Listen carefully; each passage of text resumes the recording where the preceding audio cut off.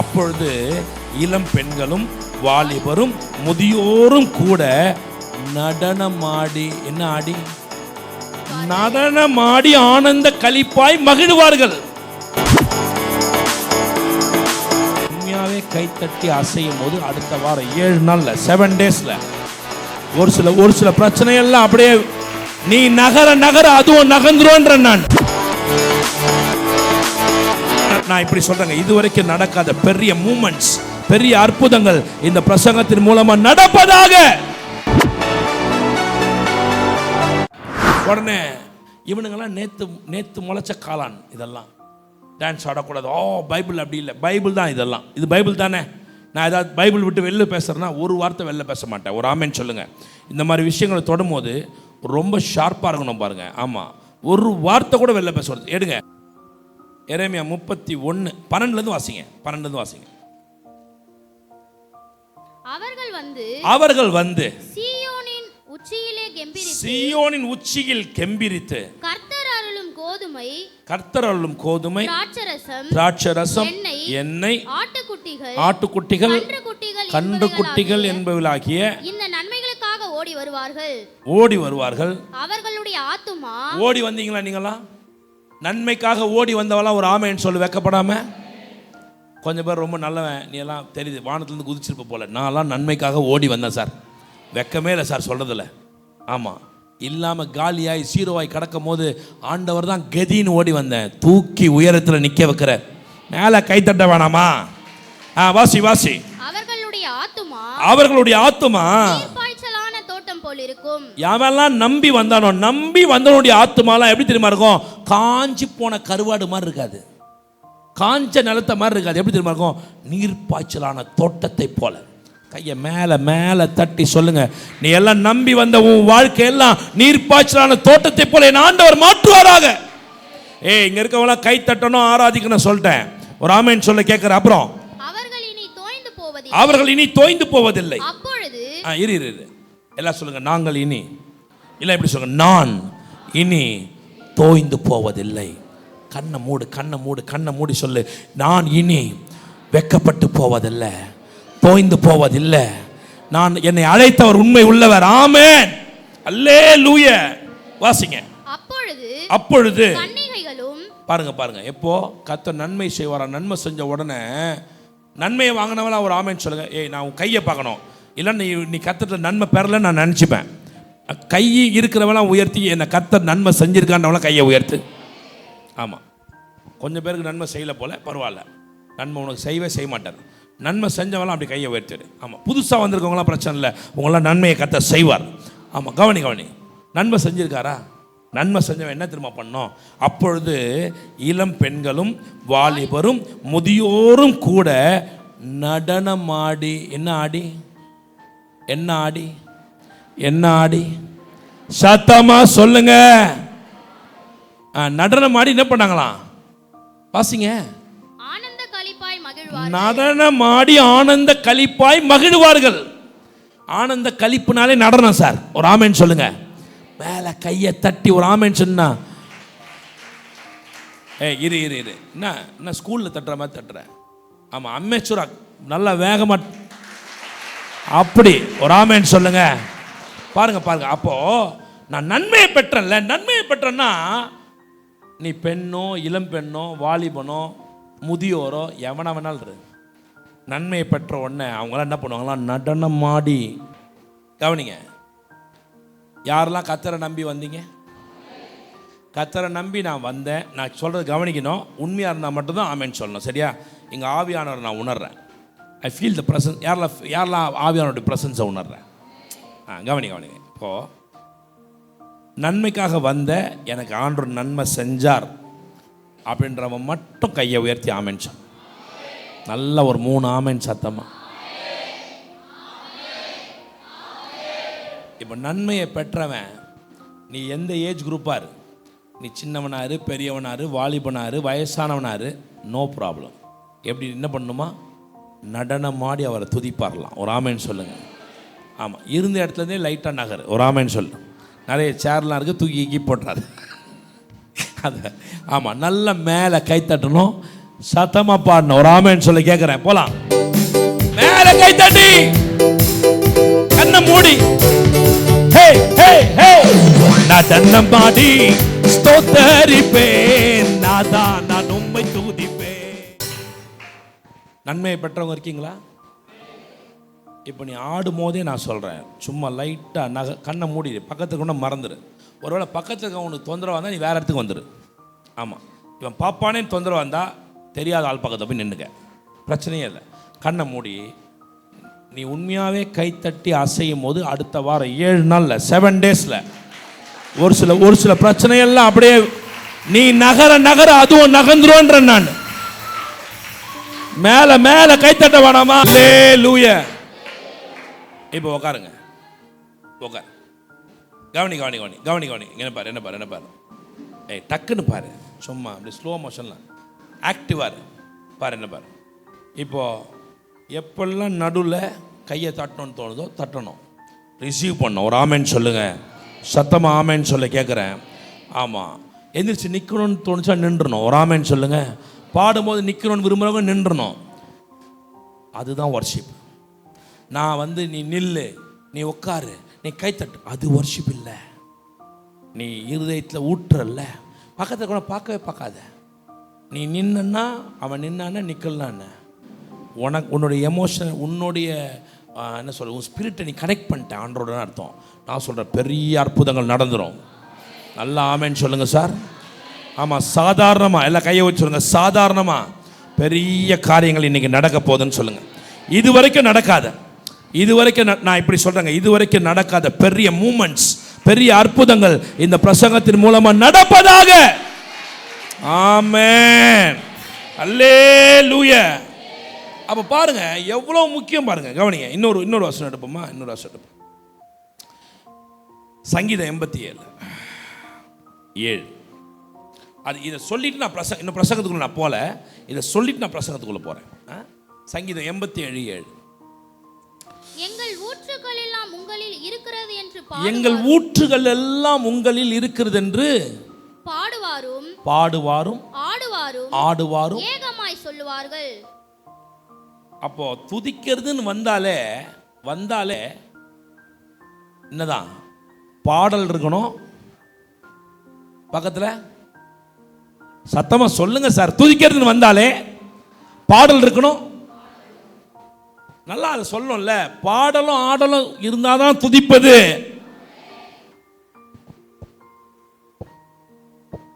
இது துதிப்பதில்லை, இது செத்த பணத்துக்கு முன்னாடி நடிப்பாங்க. ஆமா, அப்படியே ஆமா. உனக்கு வீட்டுக்கு போய் நீ இப்படியே தான் உட்காந்து, அடுத்த வருஷம் வயசாயிடும், ஒன்றும் ஆனே உட்காந்துக்கணும். ஏன்னா உனக்கு என்ன பண்ண முடியல, ப்ரெசன்ஸை என்ஜாய் பண்ண. சார் நான் சொல்ல, ப்ரெசன்ஸை என்ஜாய் பண்ணுற அத்தனை பேரும் பெரிய அளவில் அடுத்த லெவலில் நல்லா ஆமேன்னு சொல்லுங்க சார்.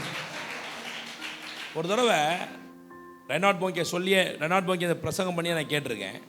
இப்போ ரீசெண்டாக டேவிட் ரமேஷ் கூட சொன்னார் அதை.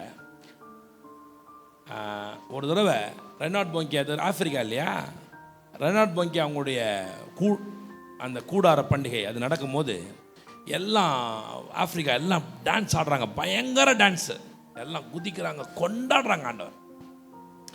அப்போ ஜெர்மன்லேருந்து இவருடைய ஃப்ரெண்ட் ஒருத்தர் இருக்கார், ஜெர்மனிலேருந்து. அவங்களும் ரொம்ப ஆர்த்தடாக்ஸ் கிறிஸ்டியன்ஸ் இல்லையா. அவங்க கண்டு நான் கிளம்புறேன் அப்படின்னு இருக்காரு. விட்டு வந்து ஏன் கிளம்புறீங்க? இல்லை ரொம்ப டூ மச், இதெல்லாம் டூ மச், ரொம்ப ஆடுறாங்க, சரியில்லை, அதெல்லாம் சரி கிடையாது, நான் சேர் எடுத்துன்னு போகிறேன் அப்படின்னு இருக்கார். அவர் சொல்லிருக்கார், ரெனாட் போங்கே மிகப்பெரிய பிரசங்கியார். அப்போ உன் சேரை எடுத்துன்னு போ அப்படின்னு. ஏன் சேர்? இல்லை நீ உக்காந்த இடம் கூட இங்கே இருக்கக்கூடாது, நீ உக்காந்த சேரு கூட இந்த இடத்துல இருக்கக்கூடாது. ஏன்னா இது கர்த்தருடைய வீடு, இங்க களி கூறணும், இங்க ஆடணும். ஒரு ஆமென் சொல்லுங்க. யார் சொன்னா தெரியுமா? ரெனாட் போங்கே. மிகப்பெரிய இந்த தமிழ்நாட்டில் தான் சார் கொஞ்சம் குறை பிடிச்சவனுங்களாம் இருக்கானுங்க. இந்த சிபிஎம், டிபிஎம், அப்புறம் வேற யாரு, இந்த ஏசிஏ விளங்காத பயலுங்க அத்தனை பேரும். இவனுங்க தான் நாய் கடிச்ச மாதிரி ஆக்கிட்டானுங்க சுவிசேஷத்தை.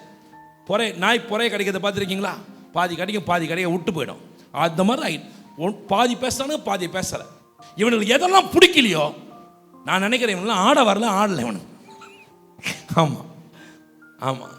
கல்யாணம் கட்டியாதன்ட்டானுங்க. கல்யாணம் கட்டாத, அதை பண்ணாத, இதை பண்ணாத. நீ நின்னா குத்தம், உட்கார்ந்தா குத்தம், பார்த்தால் குத்தம், திரும்பினால் குற்றம். அவனுக்கே கன்ஃபார்ம் கிடையாது அவன் பரலோகம் போவானா இல்லையான்னு. ஆமாம். ஒரு அம்மா பாருங்க, தரிசனம் பார்த்தாங்களா. அவங்க வயசு 40 வருஷம் ஊழியம் பண்ணியிருக்காங்க. 40 வருஷம் ஊழியம். சிபிஎம்ல இருந்த ஒரு அம்மா சொன்னது சொல்கிறேன். பெரிய ஊழியக்காரி. அந்த அம்மா சாகிற மாதிரி கனவு கண்டாங்களாம். பரலோகத்தை போய் நிற்கிறாங்களாம். கதவுக்கு முன்னாடி, ஆண்டோடைய கதவுக்கு முன்னாடி நிற்கிறாங்களாம். என்ன கதவு திறக்கலையாம்.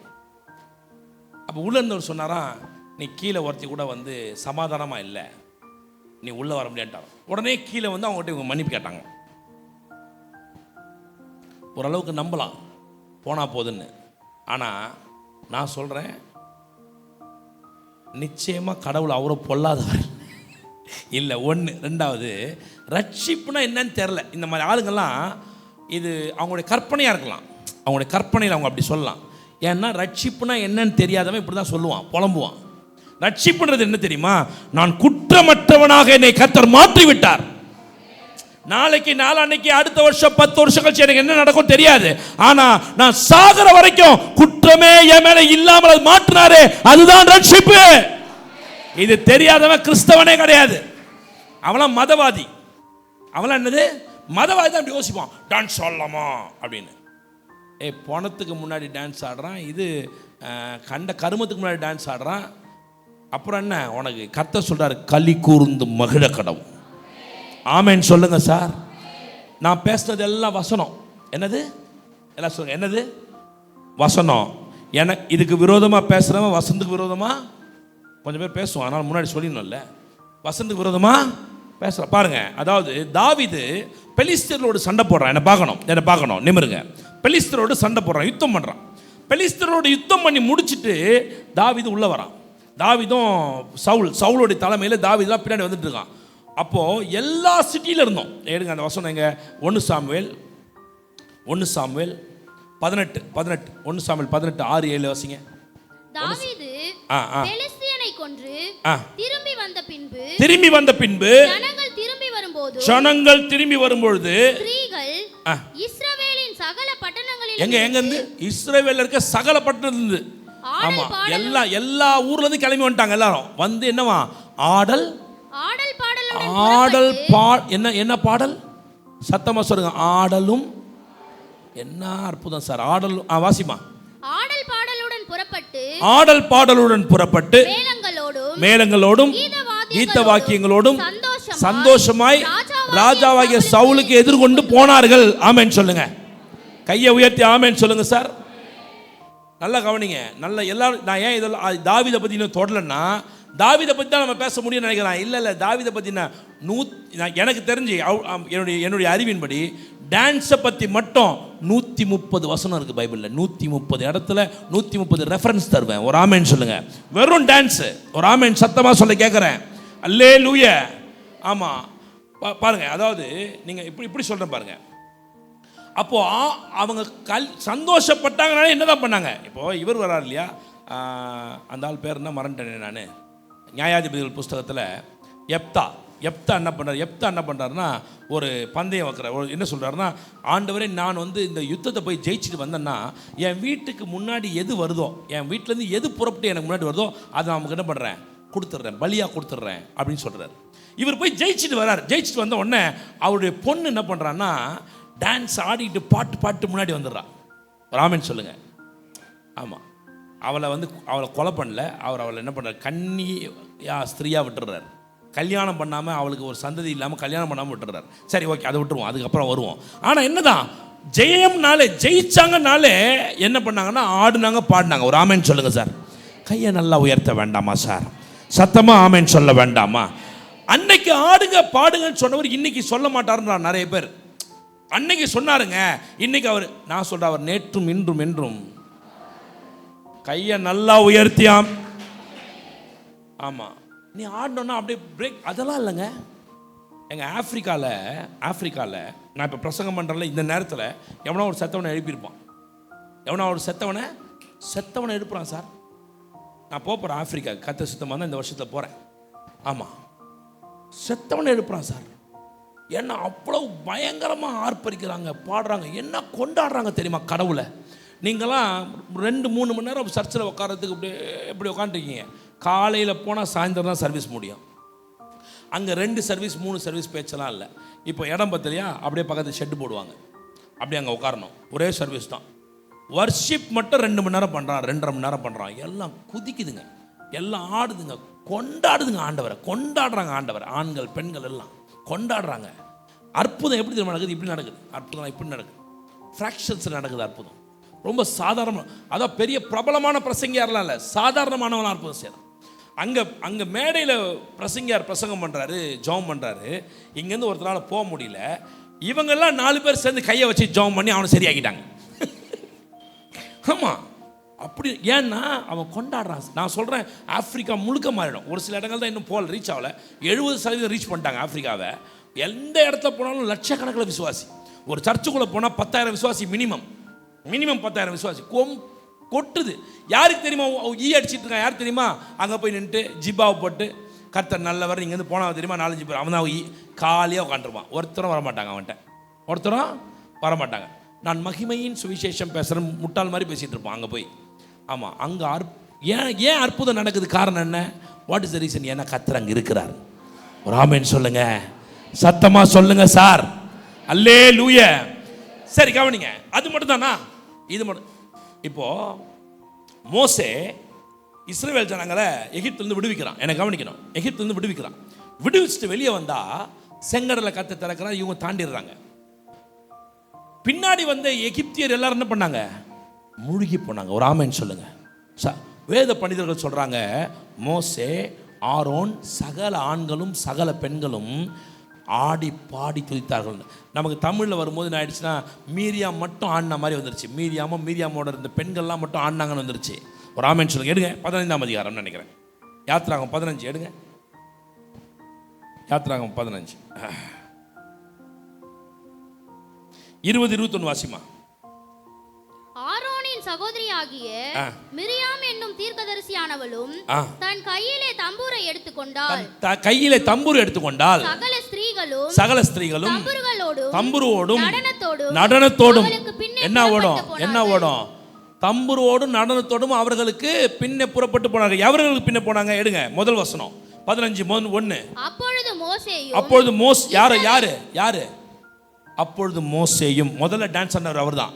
அப்பொழுது மோசேயும் இஸ்ரவேல் புத்திரரும் கர்த்தரை புகழ்ந்து பாடின பாட்டு கர்த்தரை பாடுவேன், அவர் மகிமையாய் வெற்றி சிறந்தார், குதிரையையும் குதிரை வீரனையும் கடலிலே தள்ளினார். கர்த்தர் என் பெலனும் என் கீதமுமானவர், அவர் எனக்கு ரட்சிப்புமானவர், அவரே என் தேவன், அவருக்கு வாசஸ்தலத்தை ஆயத்தம் பண்ணுவேன், அவரே என் தகப்பனுடைய கவனிங்க.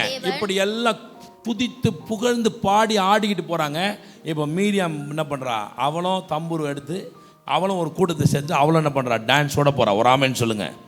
அப்போ வர்ஷிப்னாலே, புகழ்றதுனால, தேவனை புகழ்றதுனால அந்த நாட்கள் என்ன பண்ணாங்கன்னா பாடினாங்க, ஆடினாங்க. ஒரு ஆமென் சொல்லுங்க. கரங்களை நல்லா உயர்த்தி ஆமென் சொல்லணும்.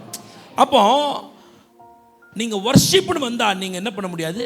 டான்ஸை பிரிக்கவே முடியாது, பிரிக்கவும் கூடாது. இப்போதான் சார் எனக்கு தெரிஞ்சு நான் சொல்கிறேன், த பெண்டகாஸ்டல் மிஷின் ஒன்று இருந்துச்சு. அதை தவிர அந்த ஸ்தாபனத்தை தவிர மற்ற எல்லா இடங்கள்லையுமே எல்லாம் அசைஞ்சு டான்ஸ் ஆடி கை தட்டின நாட்கள் உண்டு. ஏன்னா நான் சின்ன வயசில் ரட்சிக்கப்பட்டேன் பாருங்கள். 90கள்லேருந்து நான் சபைகளை பார்க்குறேன். எல்லாம் நகருவாங்க, கை தட்டுவாங்க. ஆமாம், இப்போ நீங்கள் ராமநாதபுரம் பக்கம்லாம் போங்க. இப்போயும் ராமநாதபுரம் பக்கம்லாம் போனால் இந்த ஃபாதர் மாதிரியே தான் எல்லாம் அப்படியே. ஆமாம், எல்லாம் அப்படியே டான்ஸ் ஆடி தான் பாடுவாங்க. ஆமாம், ஏன்னா அதுதான் பயிற்சியாக இருந்துச்சு. ஒரு ஆமென் சொல்ல கேட்குறேன். ஒரு சில முட்டாள்கள் வந்ததுனால இதுக்கு ஆமென் சொல்லாதீங்க, பரவாயில்ல. ஆமாம், ஒரு சில அறிவில்லாதவர்கள், வேதத்தை பற்றி தெரியாதவங்க வந்ததுனால என்ன ஆயிடுச்சுன்னா, அப்போ ஆராதனால என்னதான் சொல்லுங்க சார்? ஆராதனைனா என்ன? பிரைஸ்னாலே என்னதான்? துதினாலே அதோட கூட ஆட்டமெல்லாம் சேர்ந்தாதான் துதி. ஒரு ஆமென் சொல்ல கேட்குறேன். களி கூர்ந்தாதான் துதி. துதினா சோத்திரம் அது இல்லை. அதில் ஒரு ஆத்திரமும் வராது. அது பிரயோஜனம் இல்லை. என்ன துதிக்கிறதுனா என்ன? இருதயத்தின் ஆழத்திலிருந்து அவரை துதிப்பது. எப்படி துதிக்கிறான் பாருங்க. கர்த்தர் தள்ளினார், கர்த்தர் எதிரியை வீழ்த்தினார், கர்த்தர் உன்னதமானவர், உயரங்களை எங்களை உட்கார வைத்தார். ஒரு ஆமென் சொல்லுங்க. அல்லேலூயா. கையை மேல தட்டி ஆமென் சொல்ல கேட்கிறேன். நடனமாடி ஸ்தோத்தரிப்பேன்.